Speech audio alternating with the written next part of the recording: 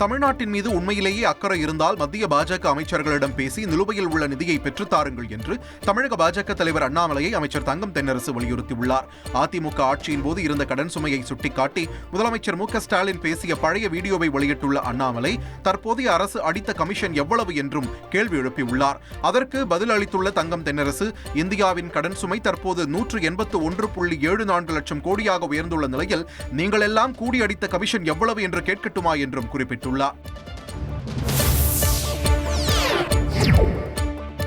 தமிழகத்தை இந்தியாவின் நம்பர் 1 கடன்கார மாநிலமாக திமுக மாற்றி வைத்திருப்பதாக பாஜக மாநில தலைவர் அண்ணாமலை குற்றம் சாட்டியுள்ளார். தமிழகத்தின் கடன் சுமை தொடர்பாக நிதியமைச்சர் தங்கம் தென்னரசுவிற்கு பதிலளித்துள்ள அண்ணாமலை, தமிழக நிதியமைச்சருக்கு ஒரு மாநிலத்தை மற்றொரு மாநிலத்துடன் தான் ஒப்பிட வேண்டும் என்பது கூட தெரியாதது நகைப்பை ஏற்படுத்துவதாக கூறியுள்ளார்.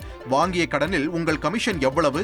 கமிஷன் வாங்கத்தான் கடனே வாங்குகிறீர்களா என்பதை தெளிவுபடுத்துங்கள் என்றும் அண்ணாமலை விமர்சித்துள்ளார்.